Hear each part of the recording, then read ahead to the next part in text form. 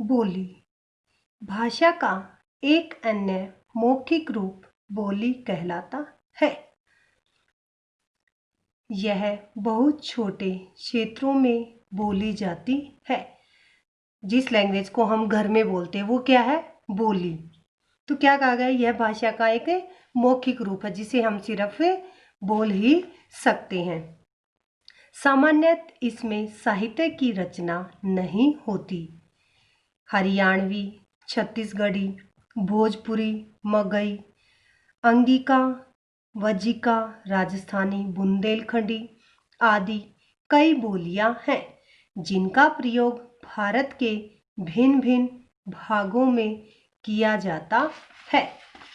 तो देखिए अब बोली किसी क्षेत्र में बोली जाने वाली भाषा बोली कहलाती है। किसी छोटे से क्षेत्र में बोली जाने वाली भाषा को हम क्या कहते हैं? बोली। इसमें दो मेन पॉइंट देखिए क्या होते हैं। बोली में साहित्य रचना नहीं होती है। सेकंड पॉइंट है इसमें बोली की लिपि नहीं होती है।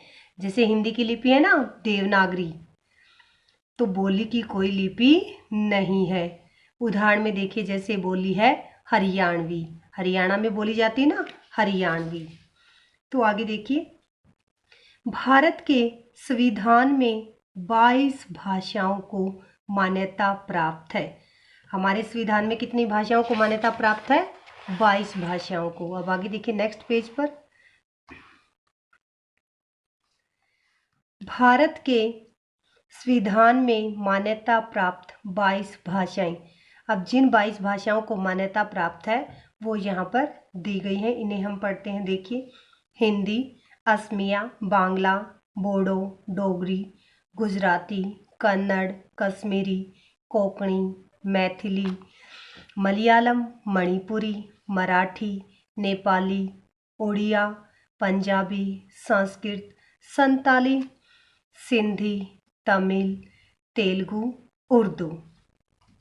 आगे देखिए अब लिपि भाषा बोलते समय जो ध्वनियाँ हमारे मुख से निकलती हैं, जैसे अब मैं बोल रही हूँ जो आवाज़ जो ध्वनि मेरे मुख से निकल रही है उन ध्वनियों को लिखने के लिए कुछ चिन्ह होते हैं।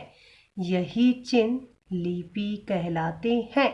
बोलते समय जो भी ध्वनि हमारे मुंह से निकलती है जब हम उसे लिखते हैं उसे लिखने के लिए जिन चिन्हों का प्रयोग होता है वो क्या है? लिपि। अर्थात भाषा के लिखने के ढंग को लिपि कहते हैं। प्रत्येक भाषा की अपनी लिपि होती है। लिपि भाषा को लिखने के लिए निर्धारित चिन्हों को लिपि कहते हैं। उदाहरण में लिपि में देखिए भाषा है हिंदी भाषा की लिपि देवनागरी, अंग्रेजी भाषा की लिपि रोमन।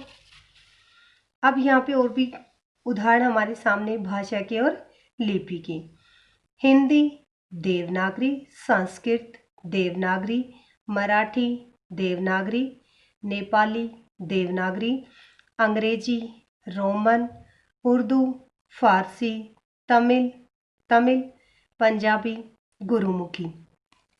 लिपि अर्थात भाषा के लिखित रूप द्वारा किसी भी भाषा के साहित्य को सुरक्षित रखा जा सकता है।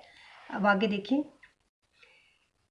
ये विशेष बात है बच्चों 14 सितंबर 1949 के दिन 14 सितंबर 1949 के दिन हिंदी भाषा को भारतीय संविधान में राजभाषा के रूप में स्वीकार किया गया था। इसलिए भारत में प्रतिवर्ष 14 सितंबर का दिन हिंदी दिवस के रूप में मनाया जाता है। मनाते ना सभी, आपने अपने स्कूल में भी देखा 14 सितंबर को हिंदी दिवस से मनाया जाता है। 10 जनवरी को विश्व हिंदी दिवस मनाया जाता है और 10 जनवरी को पूरे विश्व में हिंदी दिवस को मनाते हैं। अब आगे देखिए नेक्स्ट पेज पर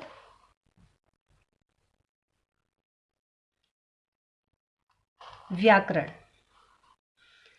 बोलते, पढ़ते तथा लिखते समय हम जिस भाषा का प्रयोग कर रहे हैं वह शुद्ध है या नहीं, इसका ज्ञान हमें व्याकरण से होता है।